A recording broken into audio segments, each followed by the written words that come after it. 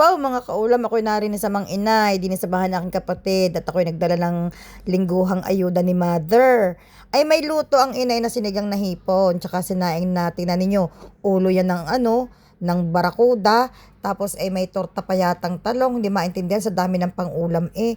Habang ako'y nahunta sa inay kakoy tay, ako muna babanat ng kain at ng pag-uwi, bago ako umuwi sa bahay ay ako'y busog na. Ay sa haba din naman ng biyahe, pagdating naman sa bahay, gutom na uli. Birain ninyo sa traffic pang sasabanahin. Siguro ikang dadalawang oras bago ako makarating sa amin. Ako ngayon nakakaubos ng isang song hits bago ako makarating at ako'y kanta ng kanta sa sasakyan para lang ako hindi antukin. Kasarap naman na niluto ng inay na sinigang na hipon at saka sinaing na isda.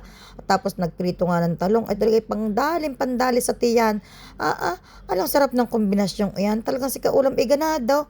Ay kailan ka naman hindi ganado? Araw-araw na may ganado alhamdulillah. Iyan, kami ng inay nagdidebate, gawa ng masakit daw ang kanyang sikmura. Digat na ikwento ko nga sa inyo mga kaulam na ang inay may dinaramdam sa kanyang tiyan. Isama naman ninyo sa dasal lang inay ha. Ngayon, sabi ko bakit ka sumakit? Bakit ka sumakit? Ano gang inyong kinain? Siya daw kumain ng suman. Iisa daw naman ang kanyang kinain suman. Magdamag daw na hindi natatanggal ang sakit ng kanyang sikmura. Kakoy bakit ka pinipilit? Alam na hindi nga po pwede sa inyo. Ba't ka kayo napilit kumain ng gayon? Di nga sasakit. Alam ninyong may gata. Alam ninyong ang suman ay mabigat sa tiyan. Tapos ang inyong sikmura mayroon niyang dinaramdam. Kung ano na lamang yung pagkain na hindi kayo nasakit. Yun na lang ang lagi ang kakainin. Ang inibaga mga kaulam. Sadyang mahilig yan sa suman kahit noong wala pa siyang sakit.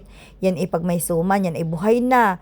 Sa umaga, kakain niya ng mga dalawa, tapos yan may kape. Ayan, ayos na ayos sa kanya. Malungkot nga daw siya. Dahil pati nga naman yung suman, hindi na niya pwedeng kainin ngayon at nasakit nga ang kanyang sikmura. Ako naman mga kaulam ay nalungkot din kahit papaano dahil alam kong iyon ay paborito ng inay. Lalo na kapag kayong pang-almusal niya o kaya pang merienda sa hapon, yan ng merienda, ay di nabawasan na naman ang bawal sa kanya.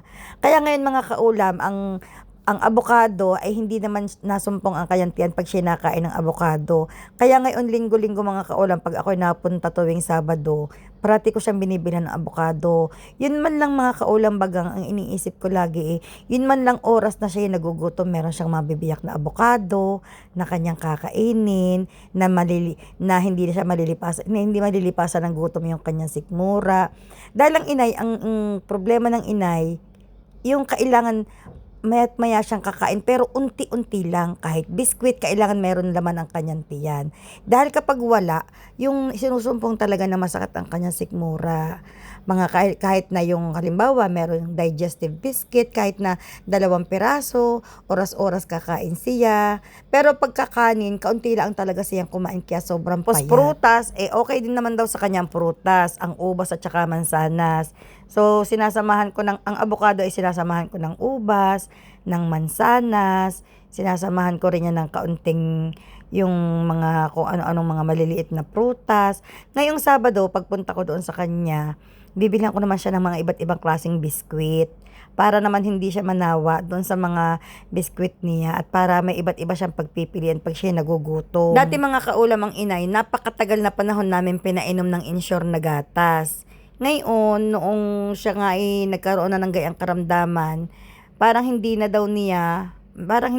makaya ng kanyang tiyan ang Ensure na gatas, kaya nag-stop siya. Nung nag-i-Ensure pa yan mga kaulam, malakas ang kanyang katawan talaga. Hanggang ngayon naman, alhamdulillah, malakas pa naman. Kaso noon, malakas ang kanyang panlaban. Ayun lang.